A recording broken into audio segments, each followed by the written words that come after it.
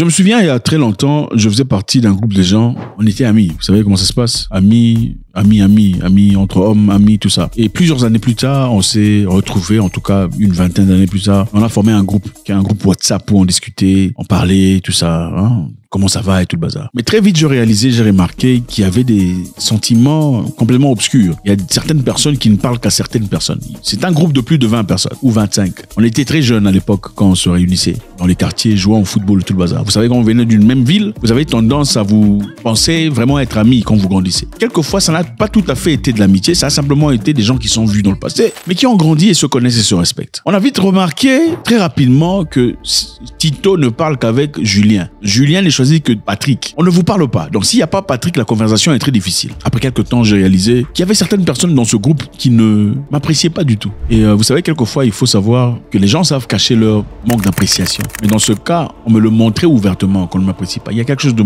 mauvais qui m'était arrivé dont je n'ai jamais parlé. J'ai connu un accident. J'ai été empoisonné. Après avoir été empoisonné, on a informé les gens dans les groupes. Les gens ont clairement dit, ah bon, on l'a empoisonné, mais lui, on n'a pas contacté parce que lui, il est orgueilleux. Lui, quand on l'appelle au téléphone, il ne reçoit pas les appels. Il nous néglige. Vous savez, dans la vie, quelquefois, tu peux être la tête et devenir la queue. Ça m'a beaucoup choqué, m'a bouleversé. Je me suis dit, mais des gens que je considère comme de frères, comment est-ce possible? J'aurais pu accepter, contenir que ceci vient d'une tierce personne, venant d'ailleurs, mais pas ces gens que je considère comme des frères. Ça m'a beaucoup touché. Vous savez, quelquefois, quand vous avez du mal, vous avez des problèmes avec une personne, des fois, il est préférable de garder ce mal que vous avez dans votre cœur que de le sointer devant tout le monde et être en démesure de le récupérer. Je me suis retiré pour toujours parce que j'avais compris que ça ne servait absolument à rien.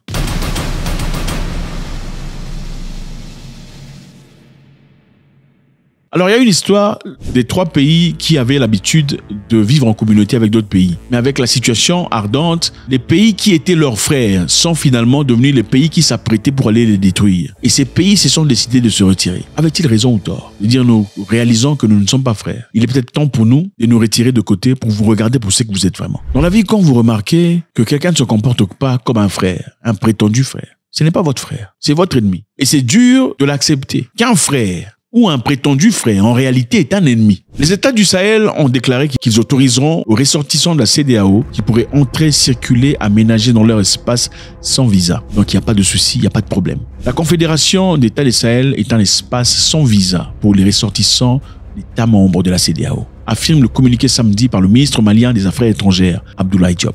Pourquoi il dit ça? Parce que manifestement, ils viennent de renforcer l'idée selon laquelle l'AES ne rentrera pas dans la CEDEAO.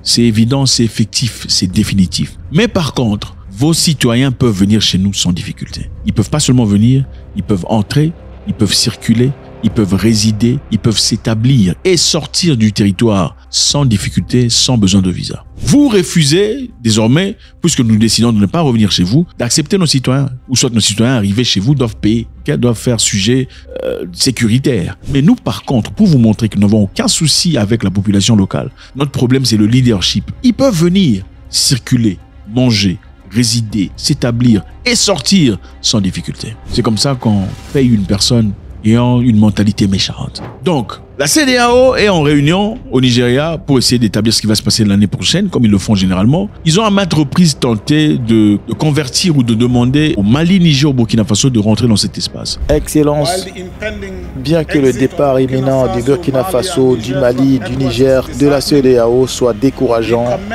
nous saluons les efforts de médiation en cours menés par leurs excellences, le président Faure Gnassingbé du Togo et le président Bassirou Diomaye Faye du Sénégal. Ces efforts soulignent votre engagement collectif à préserver la paix et l'unité dans la sous-région.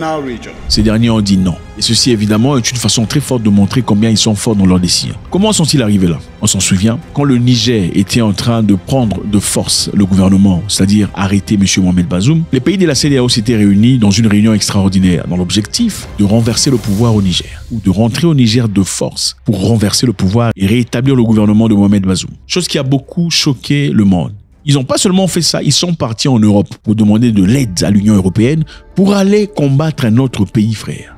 Ma visite cet après-midi a donc pour but d'expliquer notre position à l'Union européenne, ce qui a motivé les diverses mesures prises par la CEDEAO et la collaboration que nous recherchons de la part de tous nos partenaires.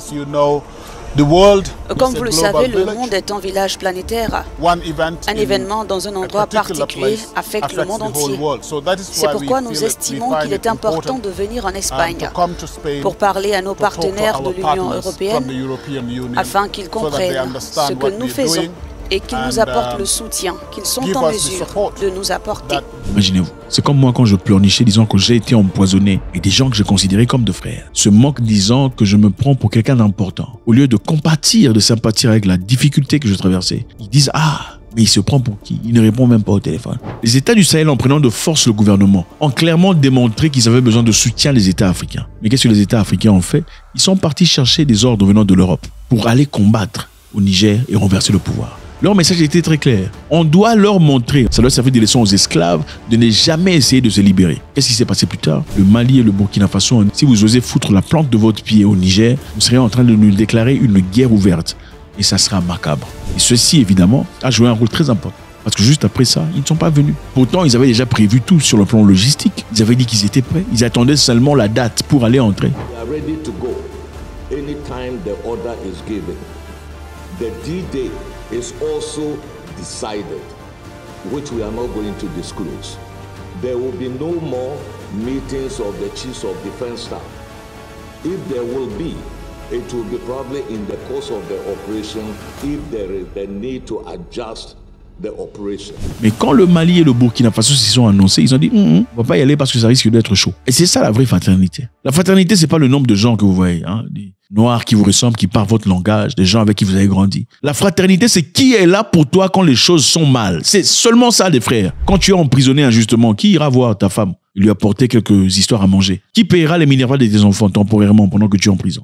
C'est ça, les frères. Ce n'est pas, oh, on a le même visage, il est de ma tribu, n'importe quoi. Ceux qui ont tué Jésus, ils sont des gens de sa tribu. Mais oui! D'ailleurs, parmi eux, il y a beaucoup qui aujourd'hui ne pensent pas que lui était le Christ et tout le bazar. Ça, c'est une discussion d'une autre fois. Pendant que vous courbez chaque jour. C'est pour vous dire quoi? La fraternité se prouve. La fraternité n'est pas donnée, ce n'est pas on est frère, absolument pas. Alors, l'AES dit clairement qu'ils ne comptent pas se rétablir dans la CEDEAO, malgré les efforts multiples qu'ils ont faits. En juillet, le président sénégalais Bassirou Diomaye Faye est parti comme médiateur afin de plaider pour le maintien de l'organisation. Ce dernier avait fait un début de semaine de congrès dans cette mission. Il est parti pour discuter, pour essayer de trouver des moyens de le faire rentrer dans cette organisation. Mais ils ont dit non. Alors qu'est-ce que l'AES a fait jusque-là? L'AES a harmonisé le roaming, c'est-à-dire entre ces trois pays. On peut faire un appel sans difficulté, sans avoir à payer extra. C'est quoi le roaming? Le roaming, c'est ce qui vous permet, quand vous quittez votre pays, aller dans un pays étranger, de recevoir des textos, malgré l'absence d'une SIM carte locale. Vous recevez des textos, vous pouvez aussi faire des appels téléphoniques, mais ça vous coûte très cher par rapport à un prix local. Alors qu'est-ce qu'ils ont fait? Le Mali, le Burkina Faso et le Niger, on a établi un prix local pour les trois pays. Au Mali, on peut appeler au Burkina Faso sans frais international. Ces trois États ambitionnent également d'harmoniser les documents de voyage et d'identité. Cela veut simplement dire qu'ils vont peut-être dans le futur avoir des papiers qui les identifient eux séparément du passeport de la CEDEAO. Est-ce que tout le monde attend? Évidemment, ils sont en train de financièrement se préparer pour se libérer de l'emprise monétaire, c'est-à-dire le franc CFA, qui régit les échanges monétaires de ces pays de la CEDEAO. En d'autres termes, nous avons trois pays qui ont traversé des moments très difficiles. Ils ont eu des attaques terroristes pendant très longtemps. Et pendant tout ce temps-là, il n'y a jamais eu la CEDEAO qui s'est mise ensemble pour s'organiser pour aller déloger les terroristes. Mais la CEDEAO a été présente quand il fallait déloger le frère. Vous savez de quoi on parle? Au fait, dans beaucoup d'États africains, les gens savent seulement détruire. Ils ne savent pas contribuer. Ils sont absents. Ils ne savent pas grandir. Ils ne savent pas arroser. Dans beaucoup de pays africains, on sait seulement comment détruire. C'est-à-dire, quand ces pays avaient besoin d'aide ou d'une force pour aller déloger les terroristes, il n'y avait aucun pays de la CEDEAO qui disait « je suis prêt à venir intervenir ». Mais quand on a jeté Mohamed Bazoum dans machin histoire, ils sont tous venus ensemble. Oh, nous d'ailleurs, on a logistiquement machin, on va offrir autant, on va donner autant. C'était pourquoi? Pour détruire. Pour détruire. Parce qu'il est clair que Mohamed Bazoum ne travaille pas pour l'intérêt du peuple. Il était là, manifestement, envoyait l'électricité à travers l'uranium en France, pendant que les citoyens eux-mêmes vivaient dans le noir. Et quelquefois cherchaient de l'électricité venant du Nigeria. Il ne travaillait pas pour le peuple. Pendant qu'il était là, l'uranium coûtait 0,80 € le kilogramme. Pendant que l'uranium que ces mêmes personnes en Europe achetaient au Canada, c'était à 200 €. Il ne travaillait pas pour le peuple. Mais à l'arrivée du nouveau gouvernement, l'uranium nigérien coûte 200 € le kilogramme. C'est ça pour l'intérêt du peuple. Faites-moi savoir ce que vous en pensez, c'est toujours avec beaucoup de plaisir. Vous savez, YouTube nous informe que beaucoup parmi vous suivez les vidéos, mais vous n'êtes pas abonnés. Nous vous intéressons, nous vous demandons de le faire. Ça ne vous coûte rien, ça nous fait du bien. God bless.